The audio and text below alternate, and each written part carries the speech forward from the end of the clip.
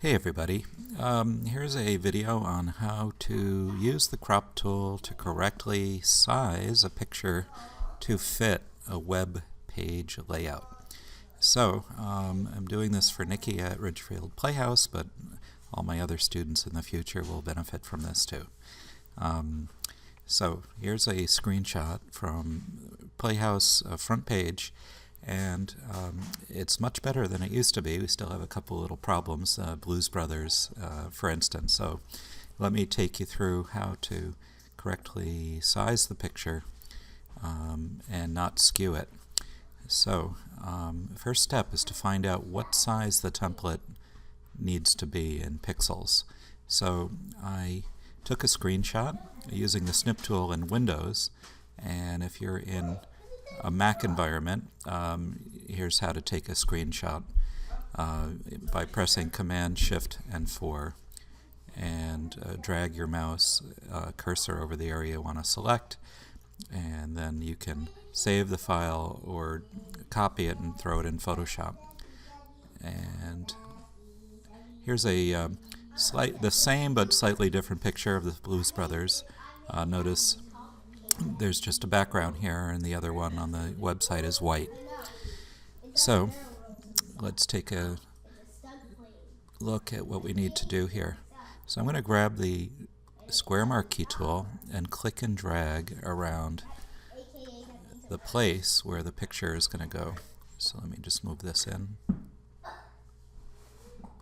Okay, square marquee tool, and do that. And to find out the size exactly, what I'm going to do is copy this. So I'm going to say Control C or Edit Copy, and Edit Paste or Control V. And notice it created a new layer here. So if I say Control N also for File New, the width and height in pixels comes up. And 252 by 176 is the size of the box. I'm just writing that down. So I'm going to say OK to that. Don't need this. Oops, don't need that. Get rid of it. And don't need this layer anymore there. Let me zoom out on this guy here. So let's head over to the Blues Brothers picture and crop it to those dimensions exactly. Okay, so picking up the crop tool, I'm going to put 252 by 176, and let's do that backwards. So 176, 252.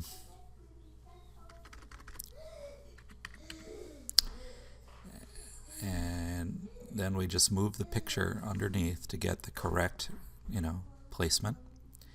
And excellent. And then you hit the check mark and crop it to that. But this image is not yet the right size. Okay, so I need to go in here and say image size, and changing inches to pixels, put the height at 252. And what will happen is,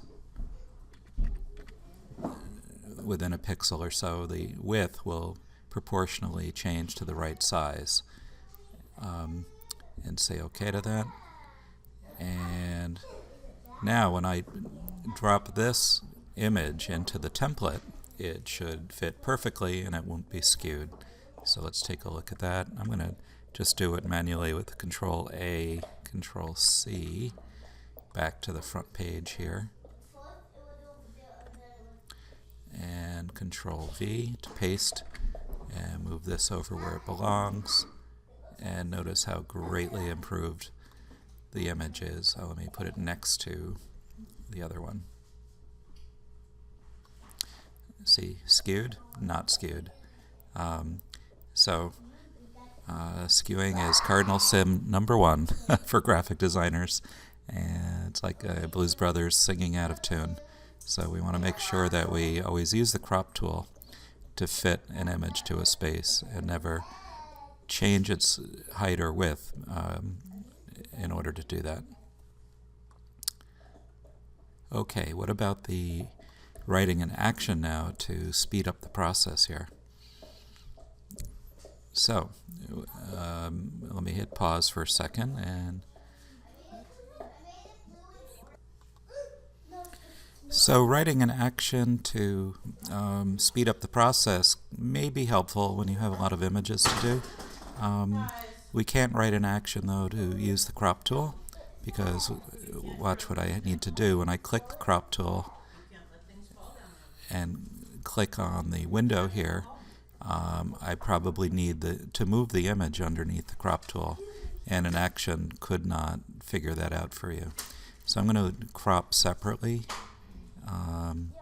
like that. Notice the rule of thirds here. We've got a 1/3 in from either end and 1/3 down. That's an ideal kind of rule of thumb to use.